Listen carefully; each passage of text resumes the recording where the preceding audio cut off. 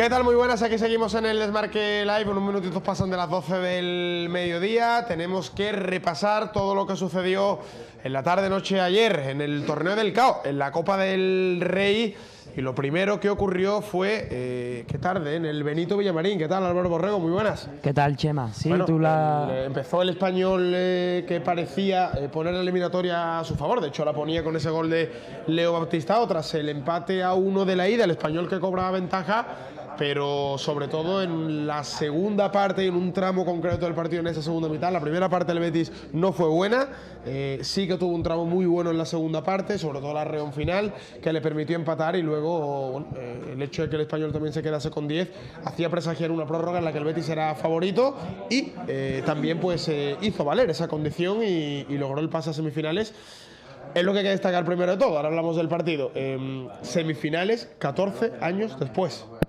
Sí, bueno, yo creo que solo con esa frase se resume la importancia de lo que ha hecho el Betis esta temporada. Es decir, década y media después, volver a meterse entre los 4 mejores de una competición, volver a estar en su competición más querida, su competición fetiche, que le ha dado grandes éxitos a lo largo de su historia, y 14 años después estar en una semifinal de Copa resume en la alegría y la felicidad del Betis. Yo creo que hay que destacar un denominador común. Las últimas 4 semifinales del Real Betis en Copa, hay un hombre, un denominador común que estaba en todas esas plantillas, y es Lorenzo Serra Ferrer. Sí, estuvo como director en semifinales de la semifinal que el Betis alcanza en 1993, también como entrenador en 1997, luego gana la Copa en ese soñado 2005, y este año como director deportivo otra vez repite la plantilla. Tú lo has dicho, 14 años después, que solo con eso ya cabe destacar y resaltar la importancia de lo que hizo ayer el Betis. Pues sí, sin duda, tiene mucha importancia y mucho mérito, ¿no?, logrado por el Betis, en un ambientazo en el Benito Villamarín, y la gente disfrutó mucho, y sobre todo hablaba mucho, ¿no?, del cambio, ¿no?, que ha dado la evolución de este Betis, que en otros tiempos no muy lejanos este tipo de partidos los perdía, y ahora el Betis sí que tiene las hechuras suficientes para, bueno, para aguantar, incluso para aguantar en muchos momentos la superioridad del rival, sobreponerse a ello, darle la vuelta al partido y al final terminar llevándose el triunfo, con jugadores muy determinantes, que ahora analizaremos también las actuaciones individuales.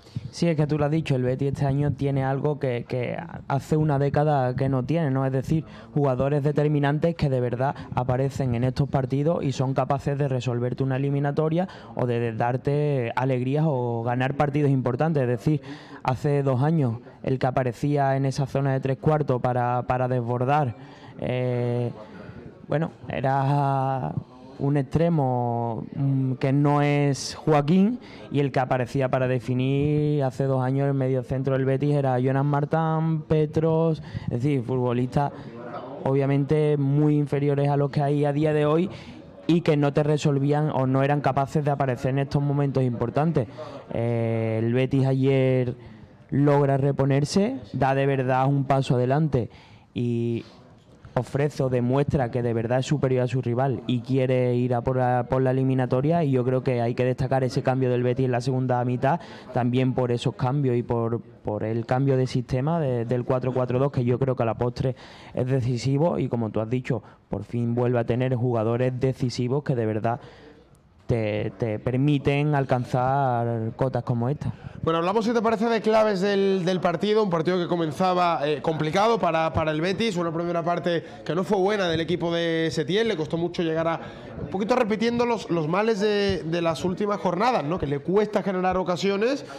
Incluso veíamos bastante más cómoda al Español en esa primera parte del partido. Pero luego todo cambia a raíz también de ese cambio de sistema que tú decías, y sobre todo la entrada de jugadores como Joaquín al terreno de juego, optar por reforzar las bandas, tener más profundidad, y ahí el Betis ganó bueno, al final ganó la eliminatoria, ¿no? En ese cambio de dibujo y en ese cambio de piezas. Sí, es que el partido resume a la perfección lo que está haciendo el Betis este año, es decir, es capaz en tan solo 90 minutos, a la postre 120, tanto de hacer lo peor, es decir, de un inicio tímido, donde faltaban ganas, donde faltaba ambición, morder al rival, el Español te gana el centro del campo, que es a priori la mayor baza del Betis, y luego también capaz de ofrecer minutos de gran fútbol, es decir, a partir del minuto 60 de la hora de partido, el Betis de verdad demuestra que va por la eliminatoria, da ese paso adelante. Para mí,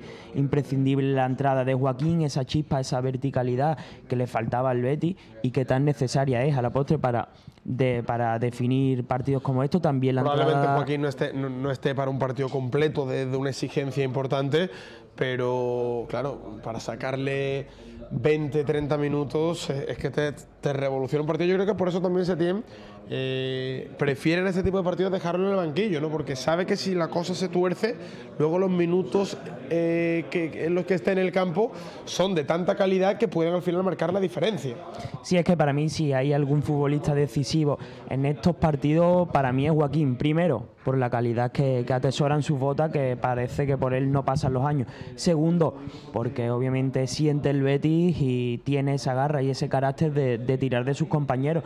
Y tercero, porque su experiencia le da más que de sobra para saber cómo se afronta estos partidos, para saber que hay que tener calma y para saber que hay que acelerar la jugada, acelerar el juego en cada momento adecuado. También te venía hablando de la entrada de Sergio León, ¿no? Y en ese matiz que cambia el Betis, la primera pelota que toca Sergio León es un balón largo de Sidney a la espalda de la defensa, que se planta solo Sergio León contra el portero y al final el guardameta acaba atajando. Pero es decir, tuvo otra muy buena prácticamente de las últimas jugadas del partido, bueno, de los 90 minutos reglamentarios, que fue ese error del Español, ese intento de despeje del defensa, el pase en profundidad creo que fue de Lo Celso, creo recordar, a Sergio León, que se quedaba completamente solo pero se resbalaba antes de tirar. Quería dejar este nombre un poquito para el final porque de Sergio León hay mucho que contar, pero bueno, estamos hablando de él porque al final fue otro de los cambios, o sin duda el cambio que contribuyó a cambiar, ¿no?, el signo del partido, la aportación del jugador bético, que estaba muy cerquita ya de salir. No sé si ha cambiado algo su situación. Ayer lo que hizo Sergio León, y no hablo del gol, que fue un auténtico golazo por la acción individual, sino la celebración, olía a despedida. Sí, olía a despedida, pero más que eso yo creo que él desató toda la rabia contenida que tenía. Es decir, él no anotaba desde el partido copero contra el Racing de Santander.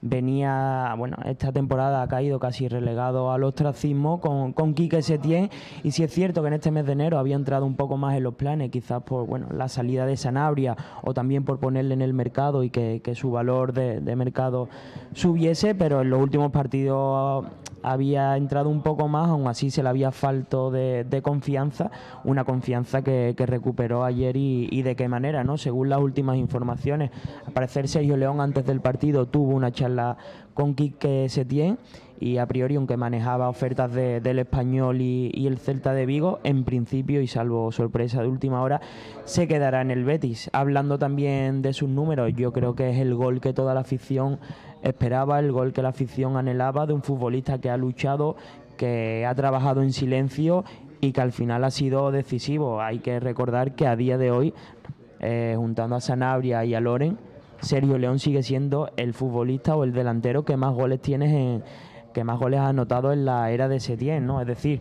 números que aparte de sus cualidades futbolísticas, de la capacidad que tiene para aportarle algo diferente al equipo, yo creo que debe tener un rol mucho más protagonista. Que no se entiende, ¿no? No se entiende esa poca participación de Sergio León viendo cosas como la de ayer, ¿no? Que sale y es un futbolista que te revoluciona, que te aporta algo distinto al ataque.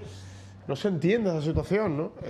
Entiendo que a partir de ahora podrá cambiar, porque si finalmente Sergio León se queda en el Betis, es porque seguro habrá hablado con Setién y Setién le habrá dicho, oye, voy a contar contigo, te voy a dar más oportunidades, porque ya prácticamente Sergio León se resignaba a tener que marcharse ante lo que él consideraba pues una un ostracismo más absoluto, ¿no?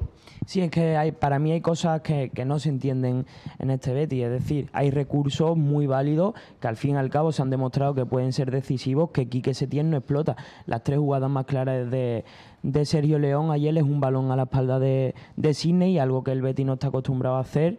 Ese pase en profundidad de Lo Celso que dice, es decir, tirar desmarque y no venir a recibir la pelota.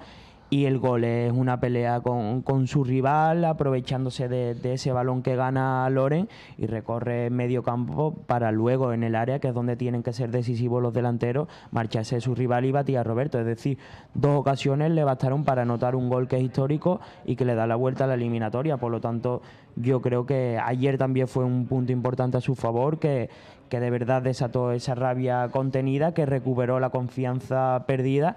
Y a falta de escasas horas para el cierre de mercado, si de verdad acaba terminando la temporada en el Betis, yo creo que el gol de ayer le puede venir muy bien para, más allá de recuperar esa confianza, también meterse en la dinámica del equipo y volver a ser lo importante que fue ayer. También me gustaría destacar que los minutos que jugó junto a Loren, yo era partidario para mí el futbolista de La Palma se entendía mucho mejor con Sanabria, pero ayer con Sergio León y Loren peleando esos balones aéreos y Sergio León más presionando a los rivales, yo creo que se entendieron muy bien y bueno, a ver si esa confianza sigue dando su fruto.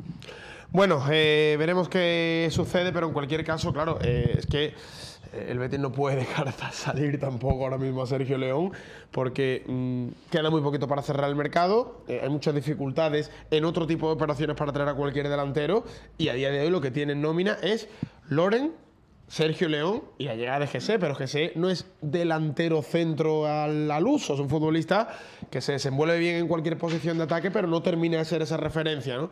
Con lo cual, si has dejado marchar una referencia como Sanabria, porque en el Betis es cierto que no había rendido al nivel esperado, y tras un futbolista que no es delantero específico, te quedas con Loren y con Sergio León, ¿no? No tendría sentido dejar marchar además a un futbolista que hizo lo que hizo ayer, y que no se puede decir que no valga o que no dé rendimiento al Betis. Es que directamente no ha tenido oportunidades para darlo, porque el año pasado, que sí tenía más continuidad, fue el máximo goleador del Betis. Sí, tú lo has dicho, los futbolistas necesitan confianza. Al final la labor del entrenador es meterle en la película, ¿no? Sí, pero a mí me gustaría entrar un poco más en polémica. Es decir, en el mes de noviembre, ya se demostró que entre los 3 delanteros no sumaban más de 5 goles. Sí. Es decir, a 2 meses del inicio del mercado invernal, Setién ya reclamaba una referencia ofensiva para paliar esas carencias. Correcto. Es decir, que la Secretaría Técnica, si bien es cierto que ha trabajado muchas opciones, pero que el único futbolista ofensivo que haya traído ha sido José, y a 2 días del cierre de mercado, y que hoy, que es día 31, no esté aquí en el Heliópolis esa referencia ofensiva, yo creo que dice mucho, no para mal, pero bueno, sí que las cosas o los deberes se podrían haber hecho antes, igual que el Betis ayer juega sin un lateral izquierdo. Es decir, exacto, ahí voy, ni el delantero ni el carrilero o lateral izquierdo. Ayer empieza Guardado como carrilero izquierdo, después cuando cambia el sistema va Francis a la banda izquierda, en fin, muchos cambios. Por cierto, ayer mejor, ¿no? El chaval, Francis. Sí, bueno, yo creo que es digno de destacar su partido. El chaval es cierto que, bueno, no estaba ofreciendo el nivel que se le presuponía. También ciertos errores puntuales han engordado o han manchado esas actuaciones, señalándolas, pero el partido de ayer, cuando el Betis no estaba del todo bien, se fajó en defensa en ese lateral izquierdo o en el lateral derecho, pero en la segunda parte cambió al flanco izquierdo, se fajó en defensa, ayudó mucho en cobertura ofensiva, que al fin y al cabo es que el carril, y ahora vuelvo a los fichajes, es decir, es que el carril probablemente en el sistema del Betis para mí es la posición más importante o más determinante. Es decir, los 2 carriles en el sistema de 5 del Real Betis, ahí debería tener 2 futbolistas que fuesen decisivos y que de verdad fuesen de los máximos baluartes. Aún así, el partido de Francis de ayer yo creo que es muy potable, y hay que destacar que, bueno, que no solo en defensa, sino que en ataque también realizó un partido notable. Destacar también la actuación de Joel, que en los momentos determinantes también tuvo esa participación destacada, sosteniendo a su equipo.